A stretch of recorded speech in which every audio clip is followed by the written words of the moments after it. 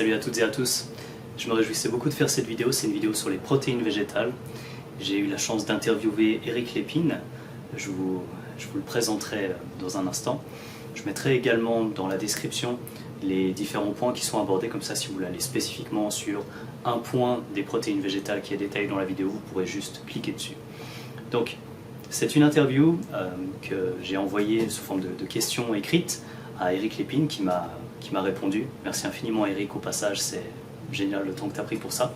Et j'ai décidé donc de vous le partager sous format vidéo, mais je vous donne également la possibilité de télécharger si vous préférez simplement lire pour aller vérifier les détails. Si par exemple je donne des termes un petit peu techniques et puis que vous l'allez vérifier vous-même en lisant ce que je vais détailler ici à l'oral, faites seulement, il n'y a pas de problème. Donc on va commencer l'interview sans plus attendre. Ma question, si tu le souhaites, Eric, te présenter avec le niveau de détail qui te convient.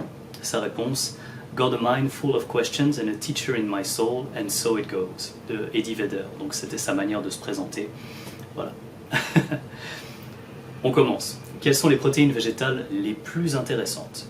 Réponse de Eric Lépine. Certains acides aminés que l'on trouve dans les oranges ou les pommes de terre, entre autres, sont très intéressants et rarement considérés.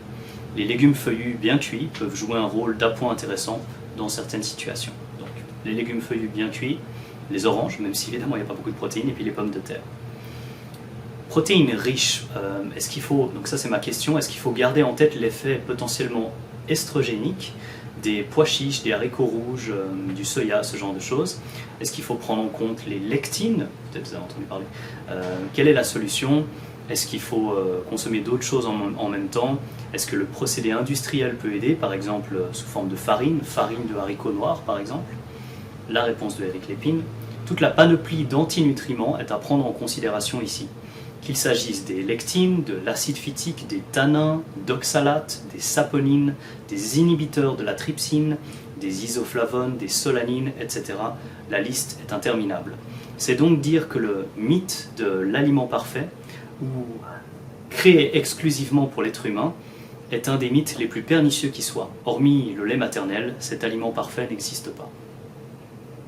Je remarque depuis le tout début de mes péripéties dans le domaine de la nutrition qu'il y a depuis longtemps un manque d'appréciation pour l'importance des techniques traditionnelles de préparation des aliments. La fermentation, la germination ont des effets souvent peu appréciés à ce niveau. Autant en ce qui a trait à l'optimisation de l'apport nutritionnel qu'à l'amélioration des capacités digestives. Dans cet ordre d'idée donc, il apparaît moins farfelu cette hypothèse qui soutient que, par exemple, l'intolérance au gluten est beaucoup moins à voir avec le gluten qu'avec les méthodes modernes d'hybridation et de préparation du pain. Pain au levain fermenté sur plusieurs heures, voire plusieurs jours, semaines, par rapport au pain Wonder, entre autres. Ma question pour la suite, est-ce que certaines protéines végétales sont intéressantes? La réponse d'Eric, je dirais que pour ce qui est de satisfaire ses besoins en protéines par le biais de sources végétales, elles sont à peu près toutes peu intéressantes, autant en quantité qu'en qualité.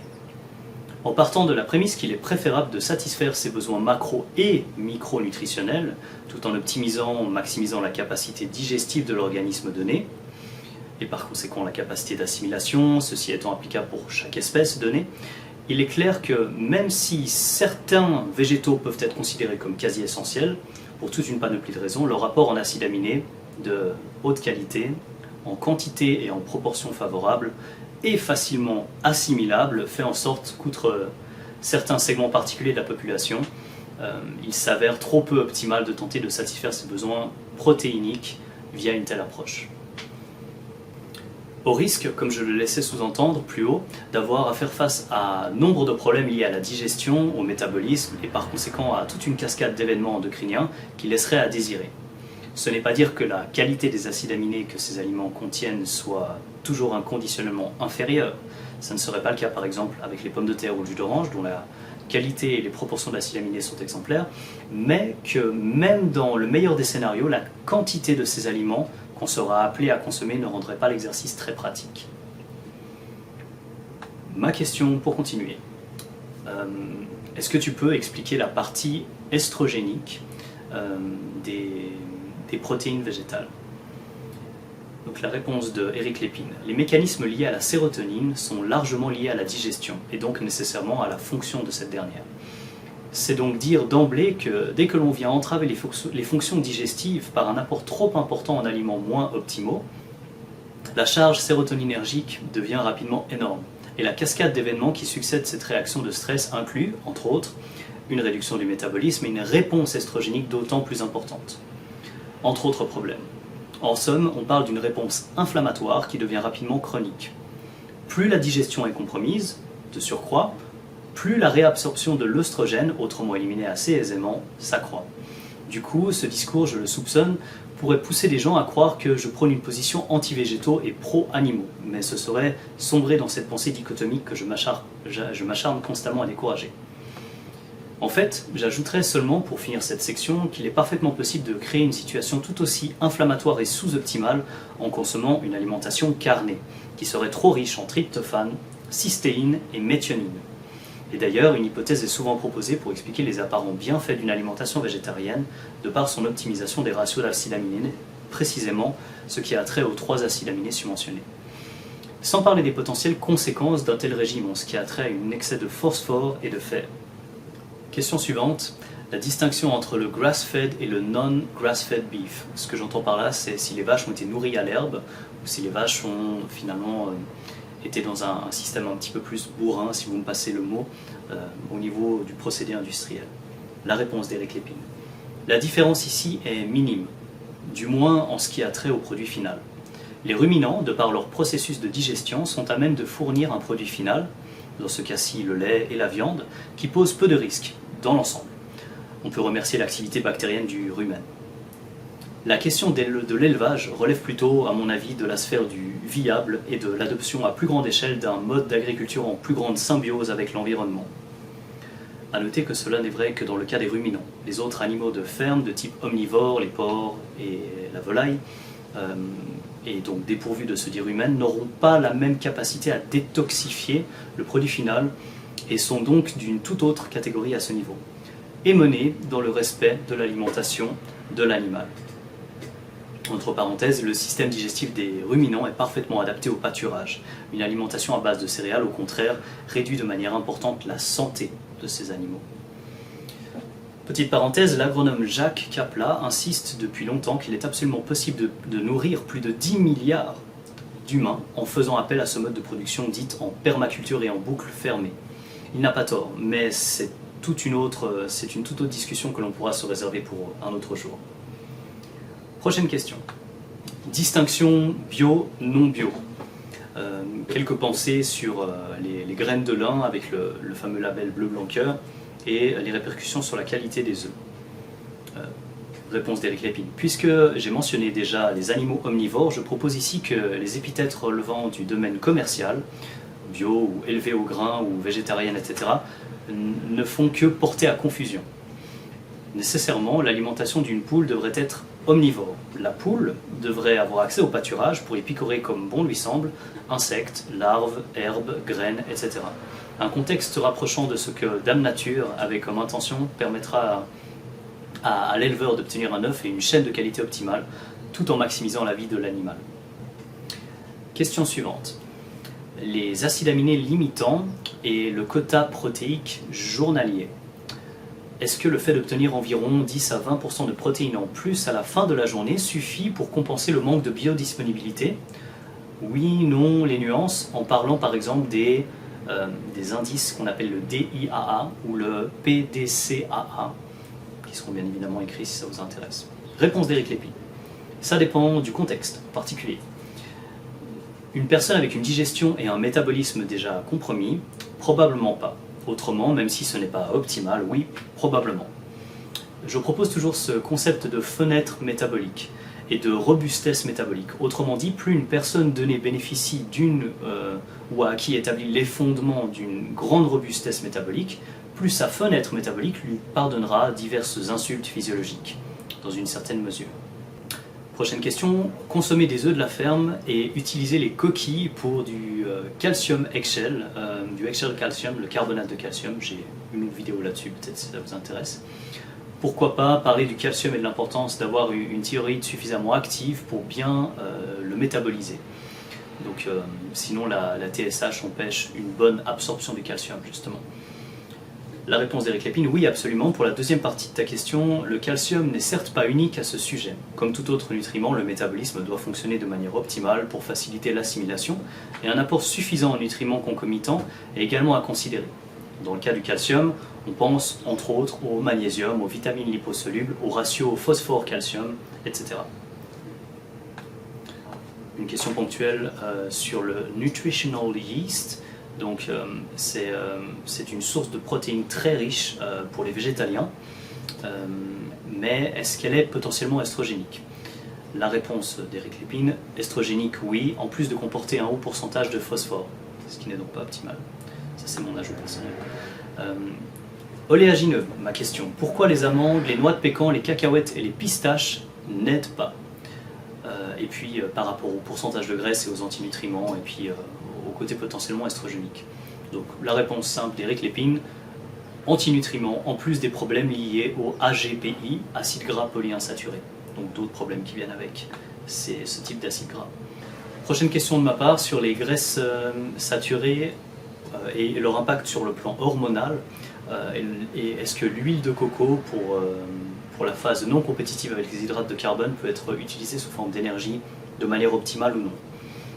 Réponse d'Eric Lépine. Je préconise, dans la mesure du possible, une alimentation dépourvue de sources de gras isolées. Les acides gras contenus dans les aliments sont généralement plus que suffisants. Quand ce choix s'effectue dans une perspective appropriée, en limitant les acides gras polyinsaturés, elle viendra nécessairement prioriser les gras saturés, produits laitiers, coupes de viande complète, ou dans certaines situations temporaires ou contextuelles, où l'alimentation s'avère particulièrement pauvre en lipides, l'organisme se suffit parfaitement à lui-même en produisant un type d'acide gras monoinsaturé, les oméga 9 ou l'acide MED. Si par-dessus cet apport, la personne souhaite ajouter une proportion de lipides isolés, overt fat, on préconisera alors les gras saturés, l'huile de coco, Swift, je ne sais pas comment prononcer, du beurre clarifié ou du ghee, pareil, je ne sais pas comment prononcer, GHI ou GHE. Ceci a pour effet d'atténuer l'aspect sapidité de la nourriture consommée, de réduire l'apport calorique dans le besoin et d'optimiser le métabolisme en favorisant un ratio acide gras saturé sur les acides gras polyinsaturés appropriés. En somme, je ne recommande pas nécessairement l'ajout de gras saturés, même s'ils sont préférables aux acides gras polyinsaturés, mais plutôt la substitution des overt fats insaturés par des gras saturés, au besoin. En plus de bien sûr prioriser la qualité des aliments contenant déjà un apport lipidique important. Overt, si jamais, pour les graisses, donc c'est une question de présence de graisse en grande quantité, à la distinction des graisses qu'on aura évidemment présentes aussi, mais en très petite quantité dans les fruits et puis les légumes. J'ai posé plusieurs questions par rapport aux carences potentielles qu'on pouvait avoir en étant végétalien, et je les ai mentionnées une par une, en parlant du rétinol, de la vitamine A, la vitamine B6, le zinc, le problème avec les phytates, la vitamine B12, la vitamine B7, biotine, et puis aussi la créatine et la choline. Donc on va les prendre un par un. Rétinol, vitamine A en fonction du taux de conversion, c'est fonction du métabolisme. En effet, les femmes présentent de manière générale un taux de conversion inférieur, largement dû à la concentration d'œstrogène et ou au ratio œstrogène-progestérone. Vitamine B6, on en trouve dans les bananes et puis dans le foie. Donc, si vous consommez du foie de bœuf par exemple, vous en aurez aussi, dans les bananes il y en a également. La question sur le zinc. Réponse d'Eric. En effet, produits animaux sont incomparables dans ce sujet, dans ce cas-ci également. Une portion d'huîtres par semaine et le tour est joué. Donc recommandation au niveau des huîtres qu'on pourrait consommer, vu qu'il y a ces inhibiteurs, enfin les phytates qui inhibent l'absorption du zinc dans les amandes par exemple. Ça c'était un ajout personnel.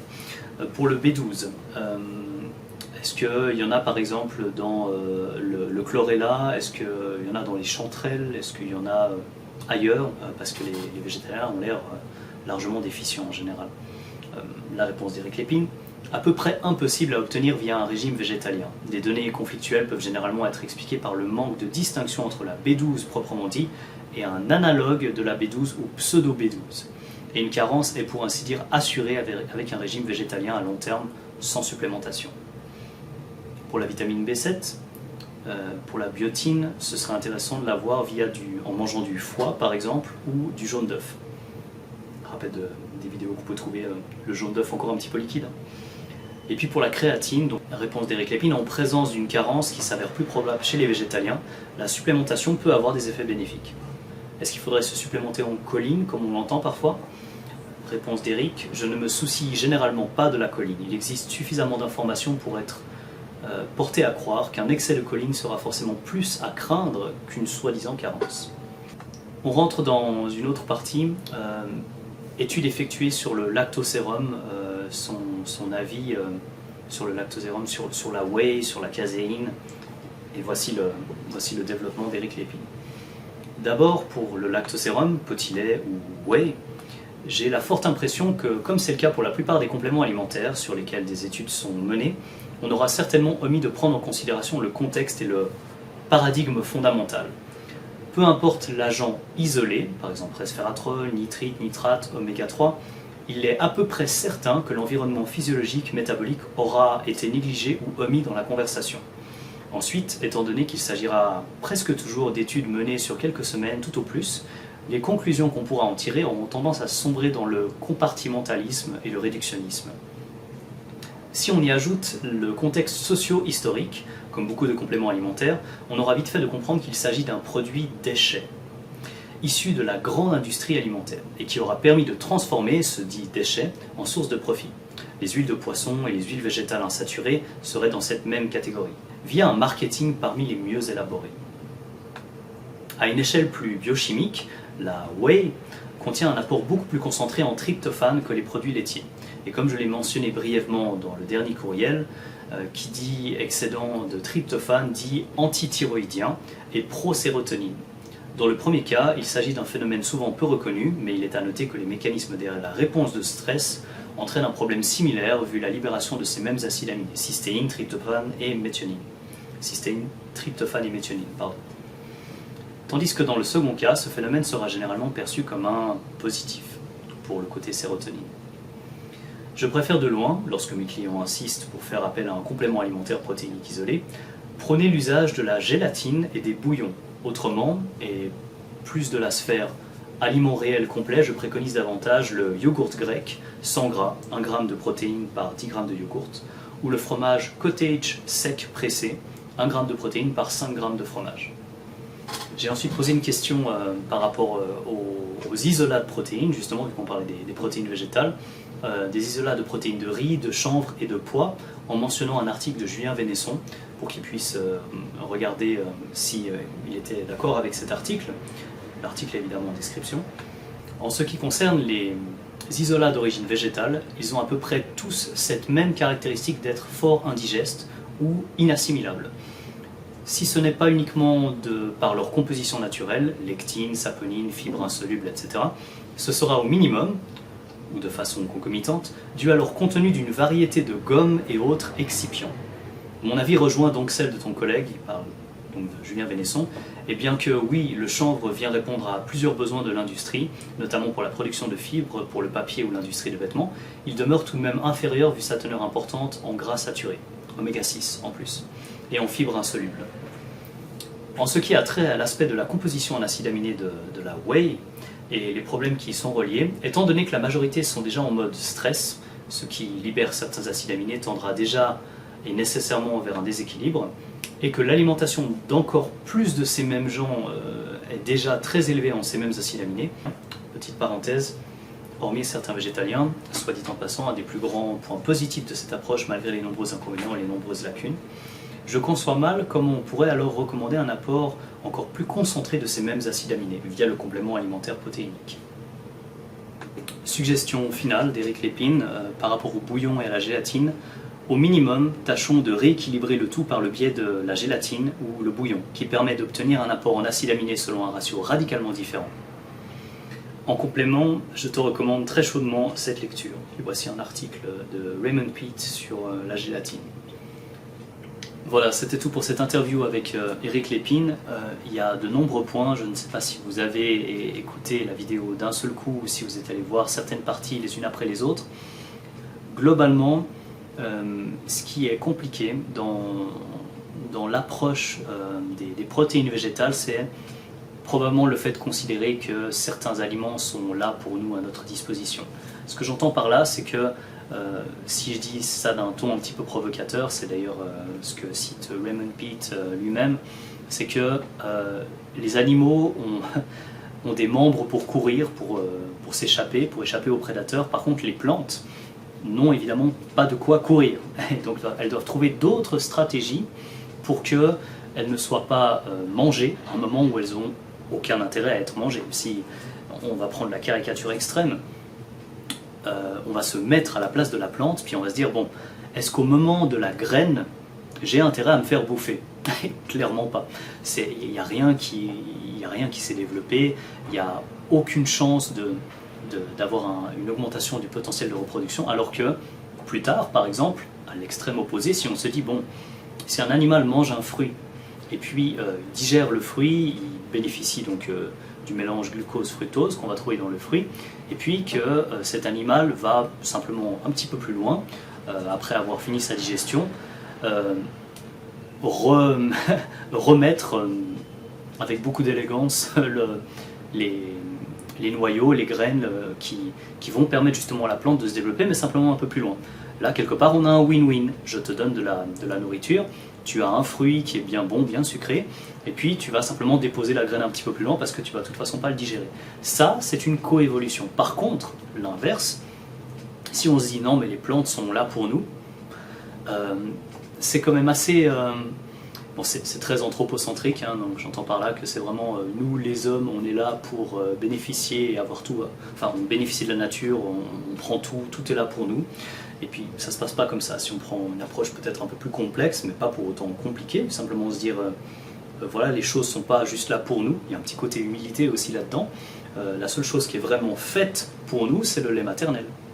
Et donc on peut uniquement observer chaque aliment comme étant un aliment plus ou moins approprié en fonction d'une certaine quantité de concessions finalement. On pourrait se dire, bon bah voilà, peut-être que tel aliment aura quand même quelques antinutriments, mais si par exemple on le fait tremper pendant une certaine durée et puis qu'on le cuit relativement bien, est-ce que ça peut quand même rendre service au final à notre organisme? Et puis probablement que là du coup on va considérer différemment les méthodes de cuisson, puis les autres préparations comme la germination, ce genre de choses.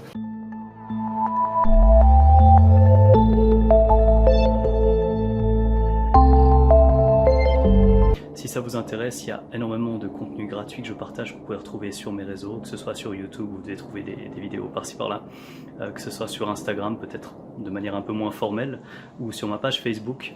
Et actuellement, on a aussi créé un groupe qui est une communauté qui s'appelle Beyond Fitness. Vous pouvez trouver le groupe Facebook sous Beyond Fitness FR qu'on fait avec Tristan Defeuille-Evang. Et honnêtement, c'est une tuerie, je vous conseille vraiment d'aller voir ça. On met beaucoup d'énergie là-dedans et puis il y a plein de bonnes choses à venir. Allez, ciao et à bientôt sur Beyond Fitness, sur les réseaux ou ailleurs. En tout cas, merci encore pour votre attention. Ciao.